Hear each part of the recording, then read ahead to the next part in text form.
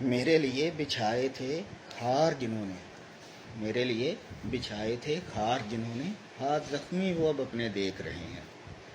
خار کہتے ہیں جی کانٹوں کو، تو میرے لیے جنہوں نے کانٹے بچھائے تھے وہ اپنے ہاتھ زخمی دیکھ رہے ہیں۔ یہ کیا ہو گیا؟ ساری بات ہے، کانٹے بچھانے کے لیے ہاتھوں کا استعمال تو کرنا پڑتا ہے۔ پہلے اپنے ہاتھ زخمی کیے، اب دیکھ رہے ہیں یہ کیا ہوا۔ خار تو اس کے لیے بچھائے تھے۔ تو یہ شعر میرا ہی ہے، کچھ دن پہلے لکھا تھا۔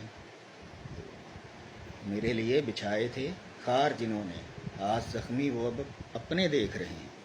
تو یہ سب کے لیے ہی ہے، سب کی زندگی پہ فٹ ہوتا ہے کہ اگر ہم کسی کے لیے کانٹے بچھائیں گے نا، تو پہلے تو ہمیں اپنے ہاتھ زخمی کرنے پڑیں گے۔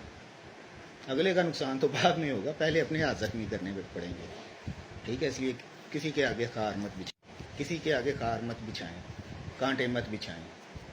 استقبال کرے، اگر کانٹے ہیں نا تو زخمی تو ہاتھ ہونے ہیں، بچھانے کے لیے بھی چلیں، چننے میں ہاتھ زخمی کرتے ہیں، مزہ آئے گا۔ کسی کے لیے چنیں گے تو کل کوئی ہمارے لیے بھی چنے گا، ٹھیک ہے؟ ہمارے لیے نہ صحیح، ہمارے بچوں کے لیے چنے گا، ہماری نسل کے لیے چنے گا، بھائی پھل تو ملے گا نا۔